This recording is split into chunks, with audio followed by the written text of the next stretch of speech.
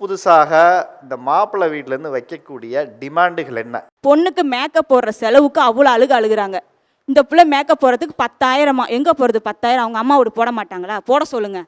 மேக்கப்லாம் உங்கள் செலவு, நீங்கள் பாருங்கள். இந்த மாதிரி கல்யாணத்துக்கு முன்னாடி செலவு வைக்கிற டிமாண்டுன்னு மாப்பிள்ளை வீட்டில் என்னெல்லாம் பண்ணுறாங்க?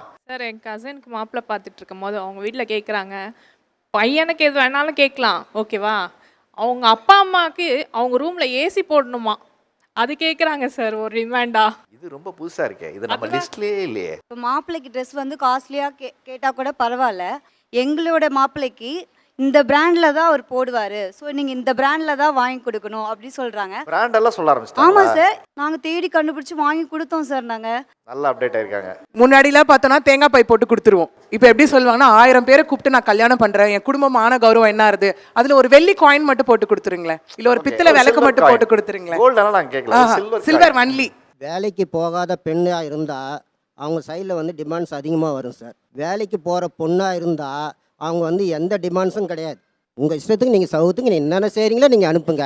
நீங்கள் அப்படியே கூட கோயிலில் தாலி கட்டி அப்படியே நீங்கள் அனுப்பிச்சி விடுங்க, நாங்கள் சந்தோஷமாக ஏற்றுக்கிறோம். அந்த வருஷம் சம்பளம் இது மேலே ஆயுள் காலம் மொத்தம் வருமானம் வருது இல்லைங்களா, அதனால் அவங்க மொத்தம் அதை பார்த்துக்குவாங்க. நாங்கள் வந்துட்டு கார் கேட்குறோம், பைக் கேட்குறோம், அதெல்லாம் நாங்கள் ஒத்துக்கிறோம். இப்போ நான் என்ன கொஸ்டின் கேட்குறேன்னா, இவ்வளோ கேட்டு அவங்க கொடுக்கறதுக்கு அவங்க என்ன அவ்வளோ இழிச்சவாங்களா? நீங்கள் இவ்வளோ கொடுக்கறதுக்கு பின்னாடி மொத்த பேக்ரவுண்டையை செக் பண்ணி எவ்வளோ பேங்க் பேலன்ஸ் இருக்குது, எவ்வளோ ப்ராப்பர்ட்டி பேலன்ஸ் இருக்குது, எல்லாமே பார்த்து தான் இதெல்லாம் நீங்கள் செய்கிறீங்கன்னு சொல்கிறாரு. இல்லாத மாப்பிள்ளைக்கு நீங்கள் யாராவது செய்வீங்களா?